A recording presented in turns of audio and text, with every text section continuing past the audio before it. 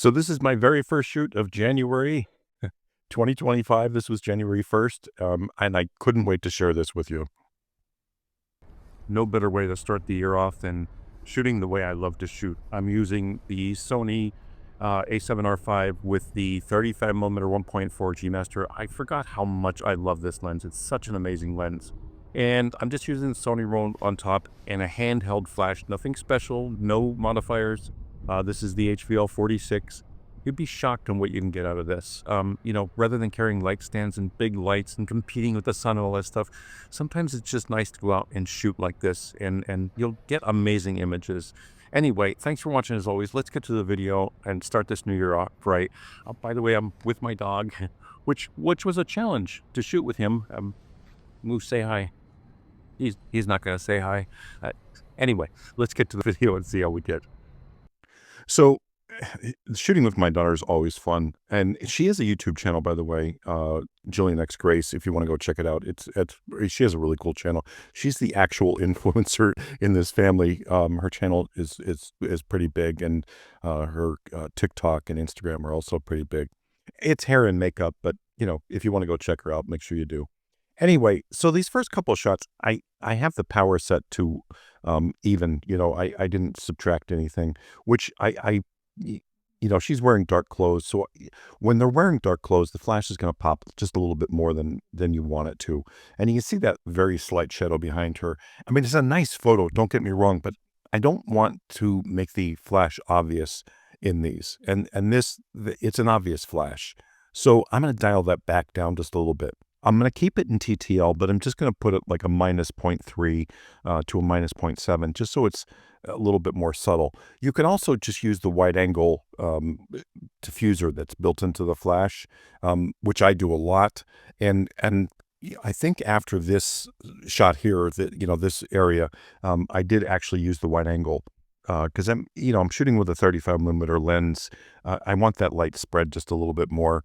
Make it just a little bit more subtle, and that works for me. So you can keep your compensation at 0 and then just put that wide angle adapter out, and it'll do the job. Now this here, when I'm shooting at the right angle, it's a beautiful image. This right here, I love this image, but I wanted to get the building out of the photo. I just wanted to get the foliage behind her to make it look like she was just in foliage and not in the middle of a city. So, I shot down just a little bit. And, when you're this close with a 35mm lens, you'll get an odd angle. That's the first thing she said to me when she saw that image. She's like, I really don't like this angle. And it's just a little bit shooting down, and it's just not flattering, even with a 35. So, keeping that angle correct, and being aware of that is really, really important. So, make sure when you're shooting 35 or 28, watch your angles with your camera, because they will make a difference, and it will bother some people. For some reason, they'll shoot with their iPhone all the time. That's like a 24 or 28mm, and they'll be shooting down all the time. But it's, they know how to handle it themselves, what looks best for them. But they're very picky when, another photographer shoots and they see the images. A lot of the times they just won't like it because of the angles. Anyway, so now I dialed that flash down and I put out that wide angle diffuser, and the light is just perfect for me. Shooting with a dog is so much fun. I have to put his leash in my pocket just so I could shoot. Families that film together stay together. Families that film together stay together. Happy New Year. Happy New Year. So obviously we're both creating content for our channels. She was doing hers, I was doing mine, which, that gets kind of like confusing. We both have to set up our cameras. We both get the right angles in the cameras. So it was a little tough for that, but it's still fun. We had a blast shooting on this day. And the weather was great. For January 1st in Jersey City, it was just a lot of fun. Anyway, I dialed that flash down just a -0.3 on these photos because I really wanted this subtle, and I was close enough for that 35mm lens that the flash was definitely putting enough power out, and I still have that diffuser on as well, the wide angle diffuser.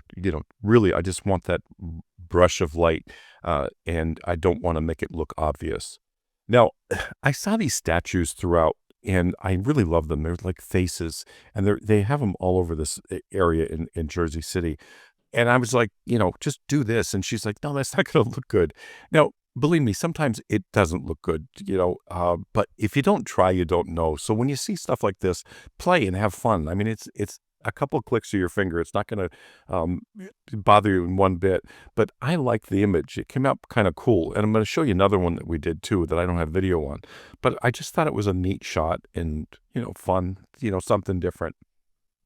But then, I saw this Christmas tree with the balls on it. I'm thinking, hey, let's do that. And she's like, no, that's not going to look good. And yeah, she's right. It was too busy for me. It's not a bad photo, don't get me wrong, but, it's just too busy of a backdrop. It takes away from her way too much. Maybe if I pulled her away just a little bit more. Now, I rarely shoot reflection shots like this because they're just not my thing. Nothing wrong with them. I think they're very, very cool when they're done right. But when I saw this window and saw the New York skyline behind her, I thought this would be I'm going to try this and do a reflection shot. Now, I wasn't too concerned with the skyline, because it wasn't, I want her to be the image, not the skyline. And I want that subtle look behind her. But I just love the way it was coming out because I didn't touch this in Photoshop. This is how it came out of the camera. And I just love the look. Now, I did my first shot in this, and remember, I had my diffuser out, so the first shot just did not work. So I had to have her go back again and walk again, and I put the wide-angle diffuser back in because, I wanted the distance shot with her, and it wasn't powerful enough with that diffuser down. So I set the compensation to 0 again, put the diffuser in, and then I lit her just enough for this image, and I liked the way it came out. It gave it just enough light because she was dark without it. And with it, it came out like that. Then I did one without moose walking with her. To me, I think it's just a great image, and it's just enough light. It's not too much. It's not in your face. But anyway, so, we went further down the walk, the pier, whatever you call it here, the, waterfront walkway. Now I dialed the camera down a little bit and made the flash do a little bit more work. Now I put this at plus 0.3, that was it. And I put in the diffuser because I wanted to bring down the ambient light just a little bit, but I still wanted it subtle. And it's giving me that subtle flash look without looking like, it's flash and he turned night into, or day into night. I just didn't want it that obvious, but I love the way this looks.